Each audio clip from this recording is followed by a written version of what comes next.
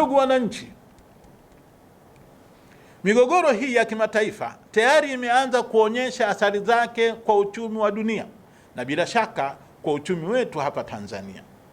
Tunashuhudia kupanda kwa bei ya mafuta duniani kote, kuongezeka kwa gharama za usafirishaji, kupanda kwa bei za bidhaa masokoni, kupanda kwa bei za pembejeo za kilimo hususan mbolea, na hatimaye kupungua kwa uwezo wa wananchi kumudu gharama za maisha.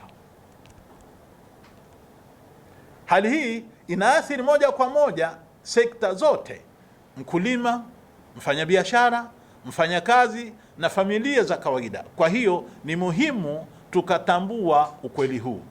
Vita na mizozo zina athari za moja kwa moja kwa maisha ya kila siku ya Mtanzania. Wito wa kisera kwa serikali. Katika hali kama hii, wajibu wa uongozi huwa mkubwa zaidi. Ni muhimu kwa serikali kuendelea kuchukua hatua madhubuti na za haraka ili kupunguza mzigo kwa wananchi.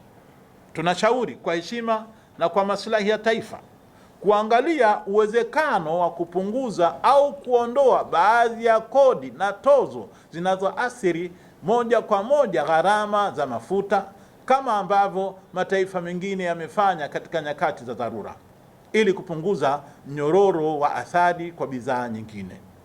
Kuangalia kwa makini bei ya mbolea na pembejeo za kilimo, na pale inapowezekana kuanzisha au kuimarisha mfumo wa ruzuku.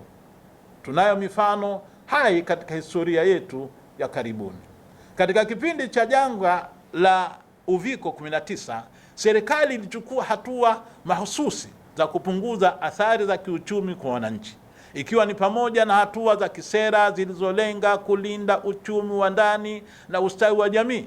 Hivyo basi, uzoefu huo unaweza kuwa msingi mzuri wa kuchukua hatua tena katika mazingira haya ya sasa.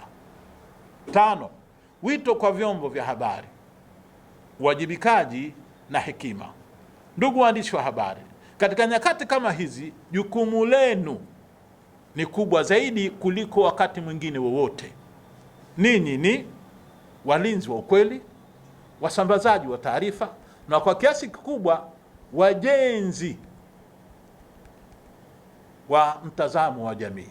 Kwa hiyo tunatoa wito mahususi: toeni taarifa kwa uhakika na uwajibikaji. Epukeni lugha za uchochezi na mgawanyiko. Hakikisheni kwamba mnajenga uelewa, si hofu. Simameni upande wa haki, lakini kwa hekima na weledi. Taarifa inaweza kuwa chanzo cha amani au chimbuko la migogoro na machafuko. 6.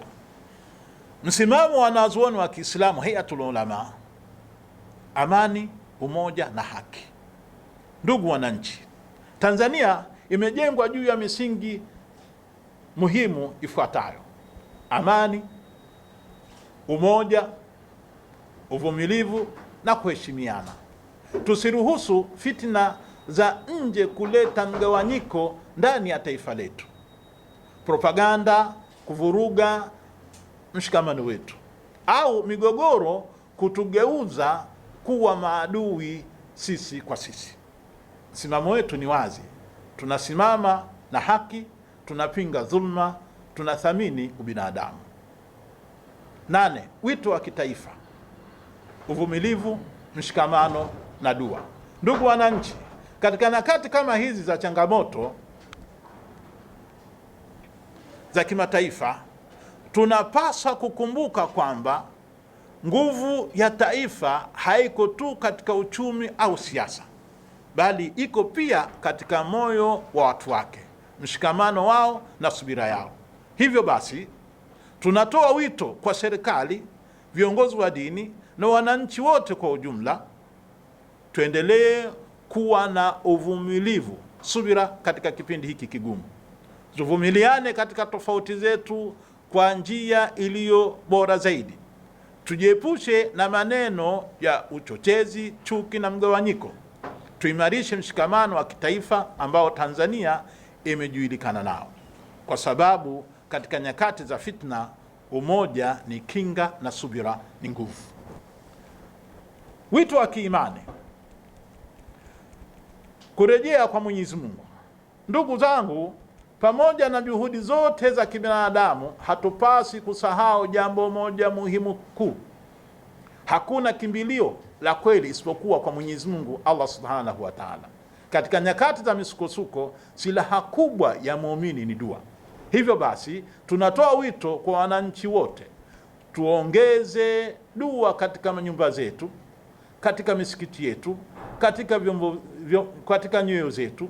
Tumuombe Allah Subhanahu wa Ta'ala atulinde, atuongoze na atuondolee fitina hizi. Mwenyezi Mungu, tunakuomba usalama na afya njema katika dunia na akhera. Mwenyezi Mungu, ilinde nchi yetu ya Tanzania na nchi zote za Waislamu dhidi ya fitna zilizo wazi na zilizofichika. Mwenyezi Mungu, ziunganishe nyoyo zetu na utujalie tuwe miongoni wanaopendana kwa ajili yako, na uturuzuku subira na hikima katika nyakati za shida. Mwenyezi Mungu, tuepushe na shari za vita na fitna, na utuondoshe balaa na majanga, hali ngumu ya maisha, na ulinde roho za wasiokuwa na hatia kila mahali. Mwenyezi Mungu, zirekebishe hali za dunia na usimamishe uadilifu na uondoe dhulma, ujalie amani itawale baina ya watu. Hakika wewe Mwenyezi Mungu husikia,